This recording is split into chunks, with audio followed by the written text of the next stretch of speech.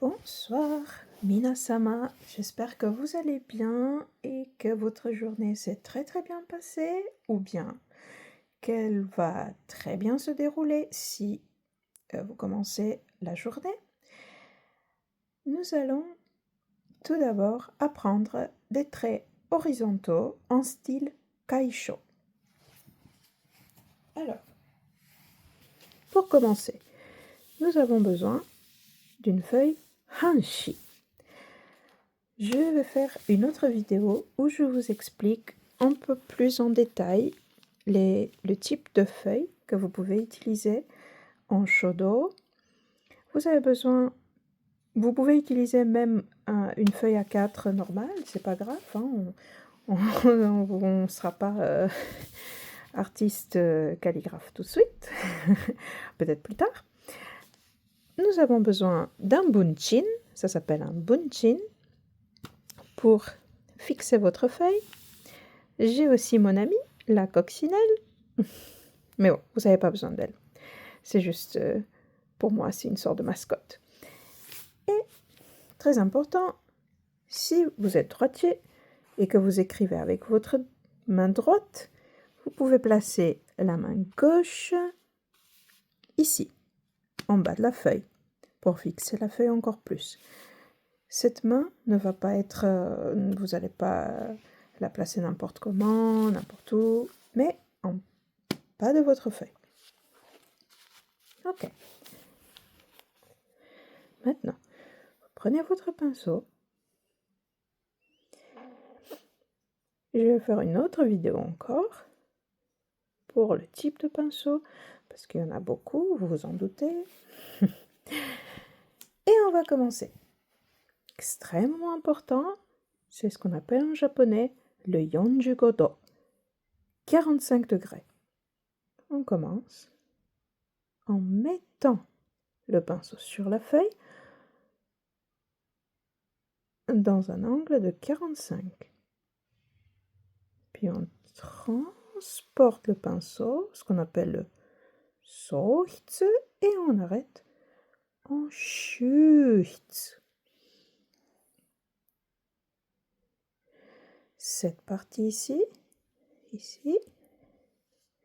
ça s'appelle kihitsu ou shihitsu, où votre pinceau sera apposé sur la feuille et où il va commencer à écrire, à tracer la ligne.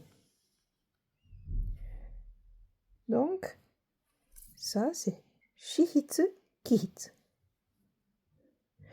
Ensuite, cette partie ici s'appelle le sohitsu. Sohitsu. Votre pinceau est transporté. On écrit de cette partie ici, donc gauche vers la droite.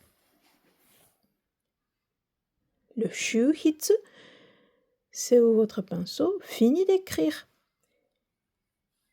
Et on a plusieurs shuhitsu, plusieurs arrêts. Ce type d'arrêt comme ça, vous voyez, s'appelle tome. Tome, littéralement, du verbe tomeru, c'est où votre pinceau arrête d'écrire. Donc, voilà. Vous pouvez jouer aussi avec la pression sur le pinceau. Vous pouvez même mettre votre pinceau en une sorte de S. Vous voyez, en S comme ça. Parce que ça va donner plus de stabilité à votre écriture. Et tome.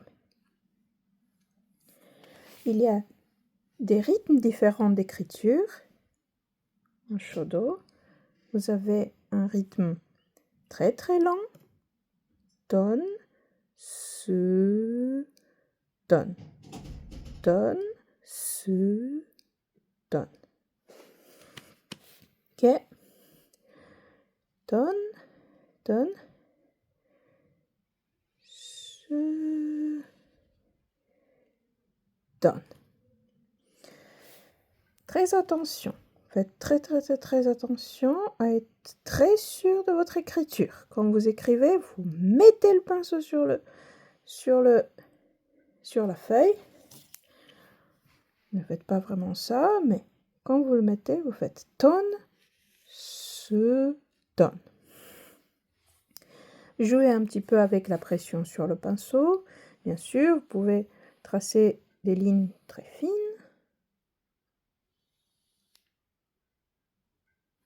Voilà, des lignes très fines, même encore plus fines. Vous pouvez jouer un petit peu avec.